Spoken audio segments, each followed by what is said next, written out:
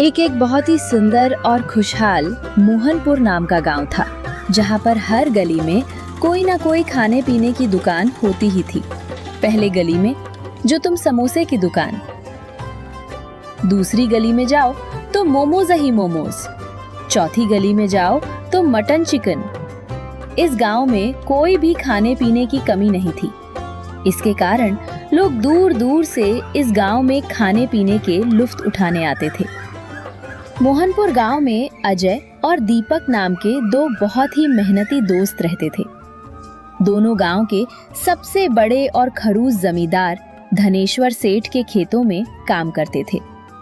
दोपहर की धूप जितनी तेज तपती है, यहाँ के गरीबों की किस्मत भी उतनी ही कड़क इम्तिहान लेती है। अजय और दीपक पिछले 5 सालों से धनेश्वर सेठ के खेतों में बंधुआ मजदूर की तरह काम कर रहे थे।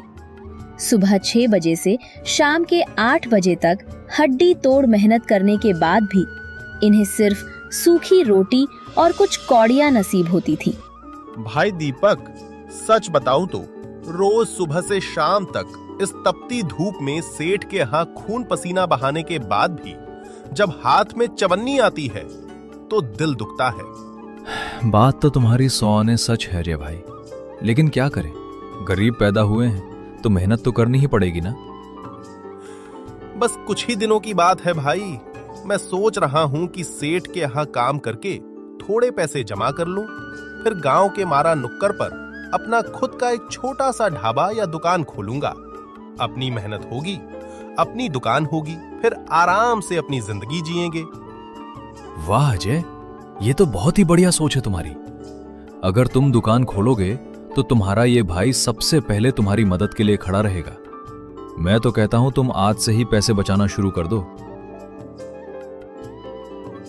तभी पीछे से झाड़ियों के पास से धनेश्वर सेठ गुस्से में लाल पीला होते हुए बाहर आता है।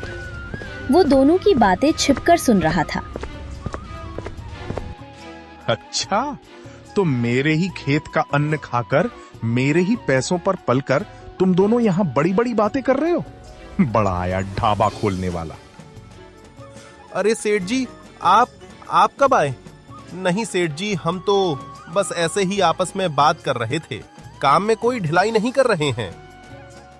चुप कर, बहुत बड़ी बड़ी बातें सूझ रही हैं तुझे। मेरे यहाँ काम करके पैसे बचाएगा और फिर अपना ढाबा खोलेगा।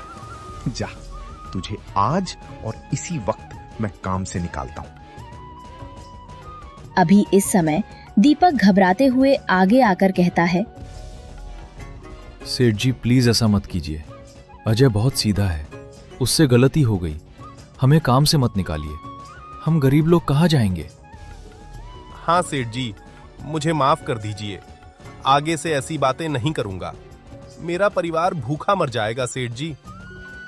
जा जा, बहुत बड़ा मालिक बनने का शौक चढ़ा है ना तुझे। जा और जाकर खोल अपना ढाबा। देखूं कैसे चलाता है तू दुकान। मेरे खेत पर दोबारा कदम मत रखना, वरना टांगे तोड़ दूंगा। सेठ दीपक और राजा की एक बात नहीं सुनता है और सेठ गुस्से में वहां से पैर पटकते हुए चला जाता है। अजय और दीपक उदास खड़े रह जाते हैं। शाम का समय, अजय उदास मन से अपने घर लौटता है। उसकी पत्नी निकिता पानी का लोटा लेकर आती है और अजय का उतरा हुआ चेहरा देखती है। क्या हुआ जी, आज चेहरे पर इतनी उदासी क्यों है? सेठ ने फिर कुछ कहा क्या? निकिता, सेठ ने मुझे काम से निकाल दिया है। अब हमारे घर का खर्च कैसे चलेगा? समझ नहीं आ रहा कि क्या करूं। पर क्या हुआ? सेठ जी ने अचानक तुम्हें काम से क्यों निकाल दिया? अच्छे खासे तो आप काम कर रहे थे। उसके बाद अजय ने अपने साथ घटित सारी घटना अपनी पत्नी को बताया। आप बस बातें ही तो कर रहे थे, इससे सेठ का क्या बिगड़ रहा था? आप हिम्मत मत हारिए, जो होता है अच्छे के लिए होता है। आप हमेशा अपना खुद का काम शुरू करना चाहते थे ना, तो क्यों ना भगवान का नाम लेकर अब वही किया जाए।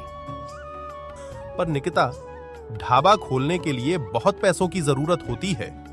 हमारे पास तो इतने पैसे भी नहीं हैं कि हम राशन ठीक से ला सकें। तभी अजय का दोस्त दीपक वहां पर आ जाता है। उनकी बातें सुनकर मुस्कुराते हुए कहता है, बिल्कुल सही कह रही हैं अजय, और पैसों की चिंता मत करो। मेरे पास जो थोड़ी बहुत जमा पूंजी है वो सब मैं तुम्हें देने को तैयार हूं। हम बड़ा ढाबा नहीं तो छोटा सा ठेला तो लगा ही सकते हैं। लेकिन हम किस चीज का ठेला लगाएंगे, कुछ सोचा है? चिकन का ठेला लगाएंगे, और किसका।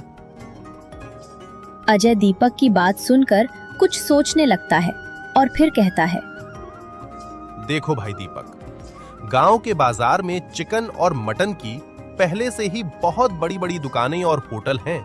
उनसे मुकाबला करना हमारे बस की बात नहीं है। हाँ भाई साहब, और चिकन मटन बहुत महंगा भी आता है। गरीब और आम मजदूर उसे रोज रोज नहीं खा सकते। एक आइडिया है, क्यों ना हम चिकन पोर्ट कलेजी और चावल का ठेला शुरू करें। पोर्ट कलेजी मंडी में बहुत सस्ती मिल जाती है। हम उसे बढ़िया मसालों के साथ एकदम स्वादिष्ट बनाएंगे और गर्मा गर्म चावल के साथ बहुत ही कम दाम में बेचेंगे। इससे गरीब मजदूर और आम लोग भी भरपेट खा सकेंगे और हमारा खर्चा भी कम होगा। अरे वाह मेरे भाई, क्या धांसू आइडिया निकाला है। गांव में पोर्ट कलेजी का कोई अलग से ठेला नहीं लगाता। ये चीज सस्ती भी होगी और खाने में लाजवाब भी। हाँ जी, ये तो बहुत अच्छा आइडिया है आपका। आप लोग कल ही से तैयारी करना शुरू कर दो। अजय, मैं तो अपने दिमाग में पूरी तैयारी कर लिया था। चिकन कहाँ से लाना है, उसको कैसे पकाना है, उसके साथ क्या देना है, रात भर सो नहीं पता है।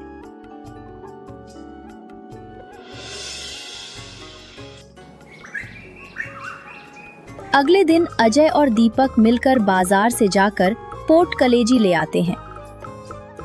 घर में उसकी पत्नी निकिता बहुत सारे चिकन पोर्ट कलेजी के लिए मसाले पीसती है। अजय, यार दीपक, दोनों ने एक सुंदर सा ठेला सजाते हैं। ठेले पर बोर्ड टंगा है, गर्मा गर्म पोर्ट कलेजी चवाल। अजय ठेले पर बड़े से पतीले में कलेजी बना रहा है। मसालों की खुशबू पूरे बाजार में फैलने लगती है। अरे आजा भाई, सारा काम हो गया। आप मुझे काम के लिए निकलना पड़ेगा, मुझे देर हो रही है। तो दीपक भाई, जरा मेरे हाथ का पोर्ट कलेजी खाकर तो देखो। पहला प्लेट आपके लिए। अरे नहीं नहीं, मुझे पता है आज भाई तुम्हारे हाथ का खाना बहुत स्वादिष्ट है, लेकिन मुझे देर हो रही है। मैं अपना काम करके शाम को तुमसे मिलता हूँ। तब तक तुम अच्छे से अपना दुकान संभालो। हाँ, ग्राहकों से अच्छे से बात करना। ठीक है दीपक भाई, लेकिन जल्दी आना। इतना कहकर दीपक वहां से चला जाता है। अजय ने पूरे मन और लगन से अपना नया काम शुरू किया। जैसे ही चूल्हे पर पोर्ट कलेजी पकनी शुरू हुई, उसकी ऐसी सौंधी और मसालेदार खुशबू उड़ी कि रास्ते से गुजरने वाले लोगों के मुंह में पानी आ गया। तभी गांव के दो पति पत्नी प्रशांत और उसकी पत्नी कुमकुम वहां से गुजरते हैं। खुशबू सूंघते ही दोनों के पैर अपने आप ठेले की तरफ मुड़ जाते हैं। अरे कुमकुम, जरा सूंघ तो, क्या महक आ रही है। ऐसा लग रहा है जैसे सीधे स्वर्ग की रसोई से खुशबू आ रही हो। अरे हाँ, खुशबू तो वाकई कमाल की है। अरे ये तो अपने अजय का ठेला है। चलो चलकर देखते हैं आखिर क्या भेज रहे हैं अजय भाई।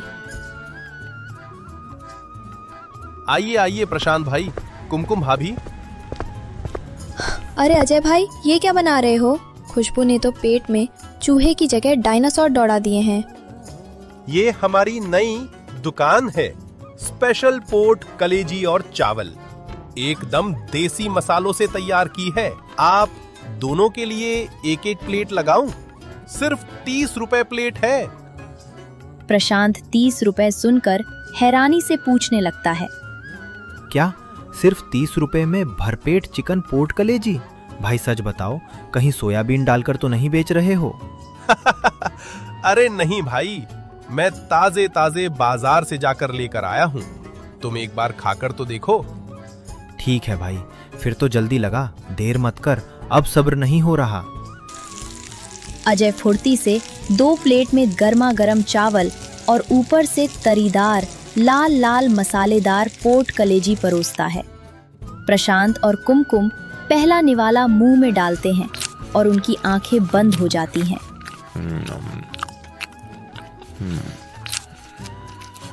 ओहो हो, अजय भाई क्या स्वाद है, उंगलियां चाटने का मन कर रहा है।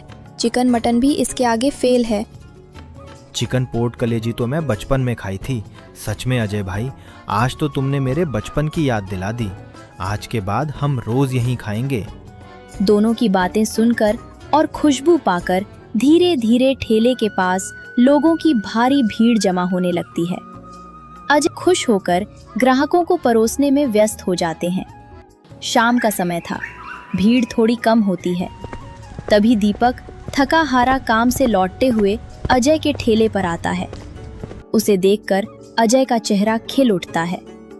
अरे दीपक भाई, आओ आओ, बैठो यहाँ पर। सुबह से देख रहा था, तुम थक गए होगे। रुक, मैं तेरे लिए एकदम गर्मा गर्म स्पेशल प्लेट लगाता हूँ। अरे नहीं अजय भाई, तुम ग्राहकों को संभालो। मैं तो बस अपनी मेहनत की कमाई देखने आया था कि मेरे दोस्त का ठेला कैसा चल रहा है। चुपचाप खाओ भाई।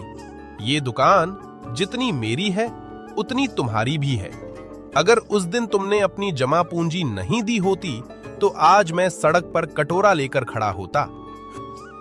तभी अजय बिना बात कुछ सुने दीपक को एक प्लेट चिकन पॉट कलेजी और चावल थमा देता है और दीपक उसे बड़े चाव से खाने लगता है। वाह अजय, क्या स्वाद है यार। सच कहूं तो तुम्हारी इस पोर्ट कलेजी में सिर्फ मसालों का स्वाद नहीं है, बल्कि तुम्हारी ईमानदारी और मेहनत का स्वाद भी है। देखना भाई, एक दिन तुम्हारा ये छोटा सा ठेला बहुत बड़ा होटल बनेगा। सब तुम्हारी दुआ है भाई, तुम बस देखते जाओ। जैसे ही मेरे पास थोड़े पैसे जमा होंगे, मैं सबसे पहले तुम्हारा सारा कर्ज चुकाऊंगा और तुम्हें इस धनेश्वर सेठ के यहाँ की नौकरी छुड़वा दूंगा। हम दोनों मिलकर इस दुकान को संभालेंगे। दीपक खाना खाने के बाद अपने जेब से पैसे निकालकर अजय को देने लगता है। ये लो अपनी स्वादिष्ट प्लेट के 30 रुपए। पागल हो गए हो क्या दीपक? मैं तुमसे पैसे नहीं लूंगा। अजय, ये व्यापार है और व्यापार का नियम है कि भाई हो या दोस्त, दुकान पर खाया है तो पैसे देने ही होंगे। मैं चलता हूँ, कल फिर आऊंगा। अपने दोस्त की बातें सुनकर तो अजय की आंखों में आंसू ही। आज अजय की बहुत अच्छी कमाई हुई थी। वो खुशी खुशी अपने घर चला जाता है। घर के बाहर ही उसकी पत्नी उसके राह देख रही थी। क्या हुआ जी? गांव वालों को आपका पोर्ट कलेजी पसंद आया? आपकी कितनी कमाई हुई? अरे भाग्यवान, गांव वालों तो मेरी तारीफ ही करते जा रहे थे। मोटे प्रशांत भाई है ना, अपनी पत्नी के साथ आए थे और पूरे 10 प्लेट पोर्ट कलेजी खाकर गए हैं। आज हमारी काफी अच्छी कमाई हुई। ये सब सुनकर अजय की पत्नी बहुत खुश हो जाती है। चलिए जी, मैं जल्दी से खाना लगती हूँ, फिर खाकर आप सो जाना। कल फिर आपको जल्दी जाना होगा। अगले ही दिन सुबह का समय है। अजय के ठेले से भाप उड़ रही है और खुशबू हवा में तैर रही है। ग्राहकों की लाइन लगी है। तभी गांव की रोशन चाचा हाथ में एक खाली टिफिन लिए वहां पहुंचती हैं। जहां अच्छे ग्राहक होते हैं, वहां कुछ अतरंगी ग्राहक भी आते हैं। अरे ओ अजय बेटा, जरा मेरे इस टिफिन में भी एक प्लेट पोर्ट कलेजी और चावल डाल देना तो। पर हाँ, ध्यान रखना, कलेजी के पीस एकदम बड़े बड़े होने चाहिए और तरी तो इतनी डालना कि चावल उसमें तैरने लगे। अरे रोशन चाचा, बिल्कुल बेफिक्र रहिए, आपके लिए एकदम बढ़िया और गर्मा गर्म परोसता हूँ। अरे ये क्या, तरी बस इतनी सी? थोड़ा और डालो ना बेटा। और सुनो, वो जो मसालेदार प्याज है ना बगल में, वो भी थोड़ा ऊपर से डाल दमिश्नर देना। और हाँ, पैसे तो मैं तुम्हें कल दे दूंगा। आज मेरे बटुए में सिर्फ 20 रुपए ही बचे हैं, बाकी के 10 रुपए खाते में लिख लेना। वहां खड़े ग्राहक उनकी बातें सुनकर हंसते हुए कहते हैं, अरे रोशन काका, रोज आपका यही नाटक रहता है। कभी तरी ज़्यादा चाहिए तो कभी प्याज मुफ्त में और पैसे हमेशा अगले जन्म में देने का वादा करते हो। अजय भाई का नुकसान मत कराओ। ए सुमित, तू चुप रह। अजय मेरा भतीजा जैसा है, वो मुझसे बहस नहीं करता। तू अपना काम कर, समझे? कोई बात नहीं रोशन चाचा, आप आराम से खाइए। पैसे की कोई बात नहीं है, आप खुश होकर खाएं, मेरे लिए यही बहुत है। अजय की बातें सुनकर बाजार के सारे ग्राहक अजय के पास ही आते हैं। अजय की जादुई कला और कम दाम ने कमाल कर दिया। देखते ही देखते उसका पोर्ट कलेजी का ठेला पूरे मोहनपुर में मशहूर होने लगा। लेकिन जहां तरक्की होती है, वहां दुश्मनों की नजर भी जल्दी ही लग जाती है। धनेश्वर सेठ को जब इस बात का पता चला तो उसके सीने पर सांप लौटने लगा। सेठ उसका वफादार नौकर कल्लू हांफते हुए दौड़ता हुआ आता है। सेठ जी, गजब हो गया सेठ जी, अनर्थ हो गया। अबे ओ कल्लू के बच्चे, चिल्ला क्यों रहा है? क्या हुआ? कोई डाकू आ गए क्या? अरे सेठ जी, डाकू से भी बड़ा झटका लगा है। वो जो अपना पुराना नौकर अजय था ना, जिसे आपने लात मारकर निकाला था, उसने बाजार के चौराहे पर पोर्ट कलेजी चावल का ठेला खोला है। तो इसमें क्या बड़ी बात है? 2 कौड़ी का नौकर था, भीख ही मांगेगा ना सड़क पर? नहीं सेठ जी, वो भीख नहीं मांग रहा, बल्कि नोट छाप रहा है। उसके ठेले पर इतनी भीड़ होती है कि पूछिए मत। गांव का हर छोटा बड़ा आदमी, यहां तक कि आपके खेतों के मजदूर भी दोपहर को अपना खाना छोड़कर उसी के ठेले पर खाने जाते हैं। पूरे गांव में बस उसी के चर्चे हैं। ये बात सुनकर सेठ गुस्से से आग बबूला होते हुए, क्या उस मामूली नौकर की इतनी हिम्मत कि वो मुझसे बड़ा नाम कमा रहा है? गांव के लोग मेरे खेतों का काम छोड़कर उसके यहाँ जा रहे हैं। मुझे खुद जाकर देखना पड़ेगा कि आखिर वो ऐसा क्या जादू कर रहा है। अजय के ठेले पर भारी भीड़ है। तभी धनेश्वर सेठ रोब झाड़ते हुए वहां पहुंचता है। उसके साथ उसका चमचा कल्लू भी है। सेठ को देखकर लोग सहम जाते थे और रास्ता छोड़ देते हैं। अच्छा, तो तू ही है। मेरे पास ही सारा काम छोड़कर मेरा नौकर चिकन पुट कलेजी खाने आ रहे हैं। अरे धनेश्वर सेठ जी, राम राम। कहिए, आज रास्ता कैसे भूल गए? अरे ओ अजय, बड़ा चौड़ा होके बात कर रहा है रे तू। बहुत हवा उड़ रही है तेरी। जरा मैं भी तो देखूं कि तू इस गंदी नाली के किनारे क्या कचरा बेच रहा है कि पूरा गांव यहाँ पागल हुआ जा रहा है। लगा एक प्लेट मेरे लिए भी। सेठ जी, यहाँ कोई कचरा नहीं बिकता, साफ सुथरा और स्वादिष्ट खाना बिकता है। बैठिए, आपके लिए प्लेट लगाता हूँ। अजय प्लेट में चावल और गरम गरम पोर्ट कलेजी परोसकर सेठ के आगे टेबल पर रखता है। सेठ बड़े नखरे से चम्मच से एक पीस उठाता है और मुंह में डालता है।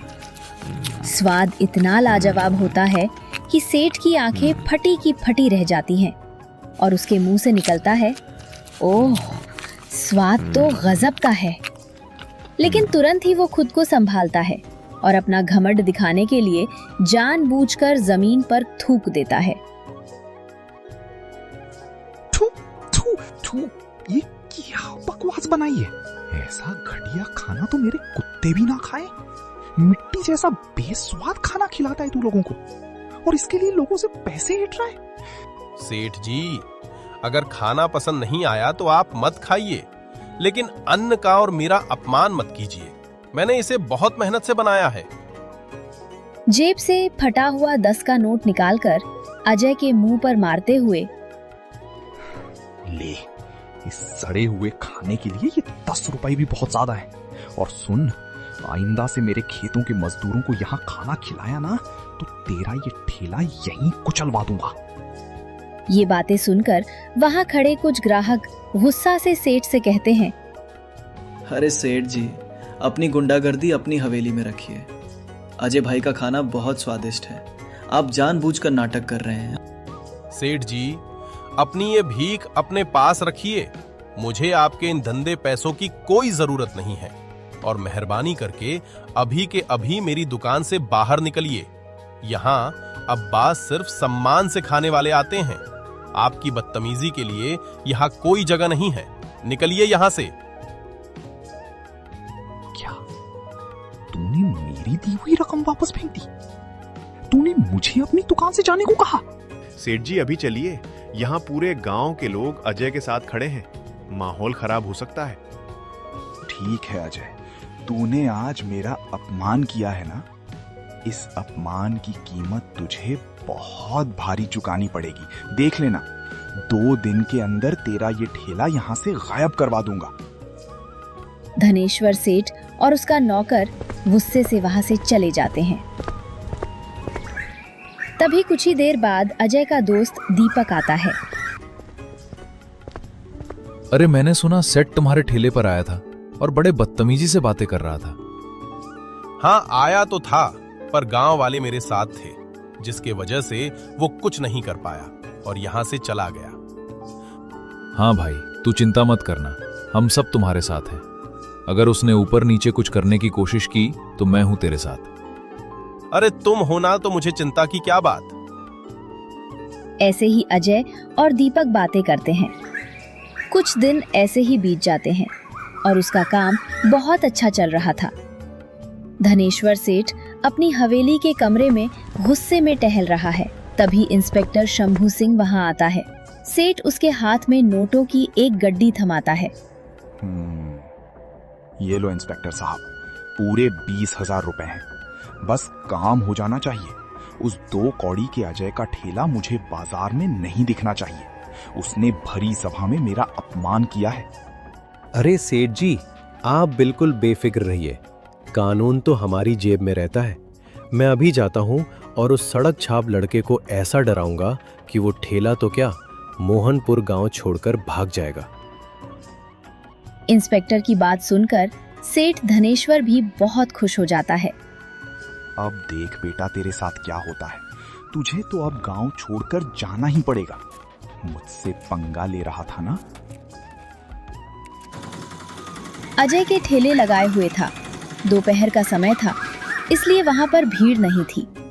तभी अचानक पुलिस की जीप सायरन बजाती हुई आती है। इंस्पेक्टर शंभू सिंह जीप से उतरता है।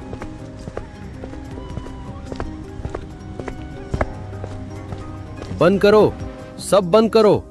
अरे ओ दुकानदार, किसका ठेला है ये? लाइसेंस कहाँ है तेरा?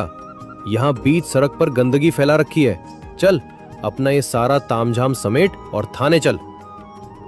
अरे इंस्पेक्टर साहब, हमारी क्या गलती है?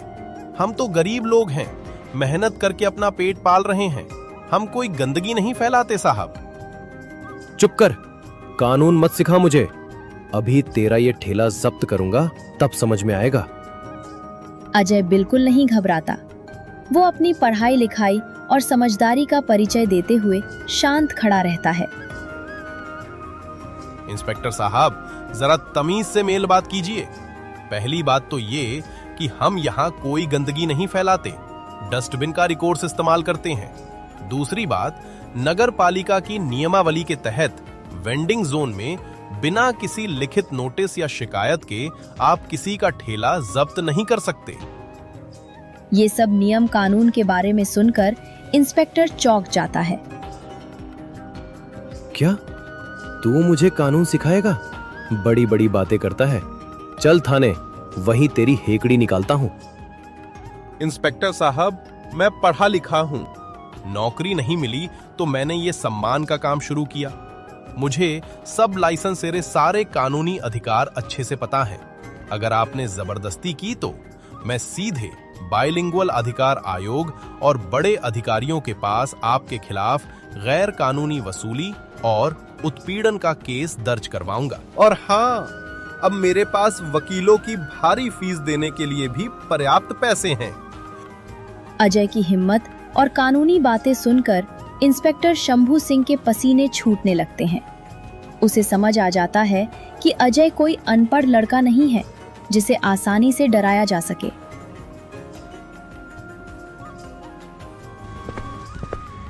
अरे अजय भाई, मैं इसे सेठ की हवेली में देखा था। 1 नंबर का घूसखोरी है ये। पैसे लेकर तुम्हारा ठेला बंद करवाने आया है। अरे अरे भाई, शांत हो जाओ, बात को इतना आगे मत बढ़ाओ। वकील और कोर्ट कचहरी की क्या जरूरत है? तो फिर सच बताइए इंस्पेक्टर साहब, आपके मुंह से सुनना चाहता हूं। भाई मुझे माफ कर दो, मेरी कोई निजी दुश्मनी नहीं है तुमसे। वो धनेश्वर सेठ ने मुझे 20,000 रुपए दिए थे और कहा था कि तुम्हारा ठेला बंद करवा दूं। मैं तो बस उसके कहने पर आ गया था। मुझे नहीं पता था कि तुम इतने पढ़े लिखे और कानून जानने वाले हो।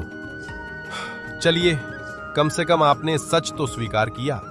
अब मेरी बात ध्यान से सुनिए इंस्पेक्टर साहब। आप अभी वापस जाइए और उस धनेश्वर सेठ को जाकर साफ साफ समझा दीजिए कि अपनी ये ओछी हरकतें बंद कर दे। अगर अगली बार उसने मेरे काम में अड़ंगे डालने की कोशिश की तो मैं कोर्ट में उस पर ऐसा केस करूंगा कि उसकी आधी मेजारी वकीलों के घर चली जाएगी और साथ ही आपकी नौकरी भी खतरे में पड़ जाएगी।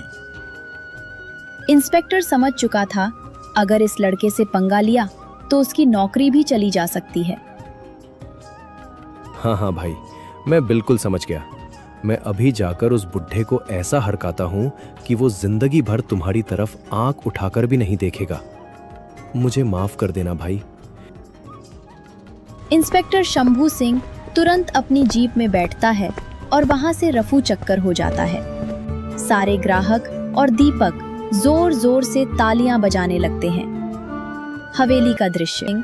गुस्से में धनेश्वर सेठ के टेबल पर नोटों की गड्डी वापस फेंकता है। ये पकड़ो अपने पैसे सेठ जी, और कान खोलकर सुन लो, उस अजय के मामले में मुझे दोबारा मत घसीटना। वो लड़का मामूली नहीं है, बहुत पढ़ा लिखा और कानून का पक्का है। उसने साफ कहा है कि अगली बार कुछ हुआ तो सीधे कोर्ट में केस करेगा और हम दोनों को जेल भिजवाएगा। अगर अपनी जमींदारी बचानी है तो उससे दूर ही रहना। सेठ डर के मारे कांपने लगता है और कुर्सी पर बैठ जाता है। उसे समझ आ जाता है कि अब वो अजय का कुछ नहीं बिगाड़ सकता। अरे वो मेरे भाई, आज तो तुमने बहुत दम दिखाए और उसे पुलिस वाले को भी भाग दिया। मुझे नहीं लगता आगे से उसे सेटअप कभी तुम्हें परेशान करेगा। हाँ दीपक भाई, आप मेरे पास बहुत सारे पैसे जमा हो चुके हैं। अब मैं कहता हूं तुम सेट के वहां काम करना छोड़ दो। अब हम दोनों मिलकर पोर्ट कलेजी का एक ढाबा शुरू करते हैं। क्यों नहीं भाई। ऐसे ही बातें करते करते दीपक और अजय बहुत ज्यादा हंसने लगते हैं। उस दिन के बाद से धनेश्वर सेठ की इतनी हिम्मत नहीं हुई कि वो अजय के ठेले की तरफ आंख उठाकर भी देख सके। अजय का पोर्ट कलेजी चवाल का ठेला अब धीरे धीरे एक बड़े ढाबे में बदलने लगा था और उसके पोर्ट कलेजी ढाबे पर भी बहुत सारे ग्राहक आकर खाना खाते थे। इसी के साथ हमारी कहानी यहीं पर खत्म होती है। हमने देखा कि हमें बहुत सारे लोगों ने कमेंट किया था, जिसमें से कुछ ही लोगों का नाम हम इस वीडियो में इस्तेमाल कर पाए हैं और बाकी जिन लोगों ने कमेंट किए थे उनके कुछ स्क्रीनशॉट